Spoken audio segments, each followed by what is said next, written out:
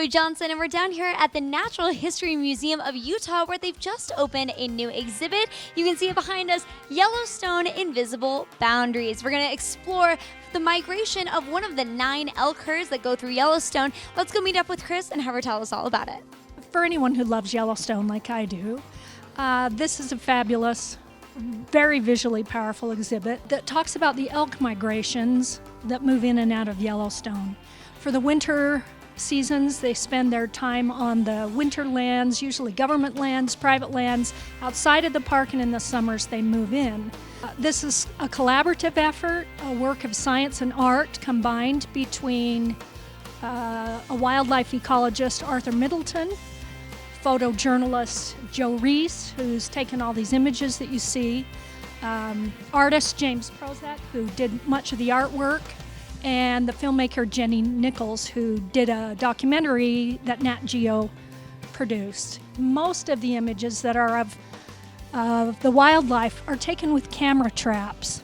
And a camera trap is something that is a regular camera put in a hard case, and it's motion activated so that the animals don't know they're being photographed. And they're placed in certain places of the trail. So Joe Reese, who was the photographer, found the migration trails, placed the camera traps, and checked them often, and over 2 summers captured most of these images, trying to capture migration in its raw form, in its most natural form. One of the most fascinating things about these migration patterns is what we've learned, that elk do not, they're not constrained by our human boundaries.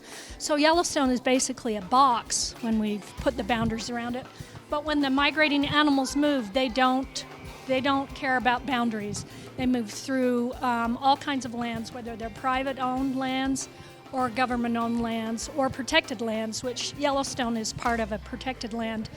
And it's a great place for them to summer, raise their young, and have protection during the summers. The exhibit here runs through September 15th. It's fascinating and really interesting for anyone who loves Yellowstone.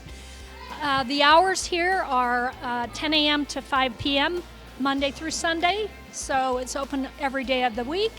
And if you go online, you can get $2 discount tickets per ticket for this exhibit, which includes the rest of the museum. You can see everything that is here at the museum. And it's hot outside, so people want to come and get inside where it's cool and see things that are interactive and fun. This exhibit runs through September 15th, so make sure you come in and check it out while it's here. And stay tuned, they have a lot more exciting things coming here to the museum. Stick around, we'll be right back.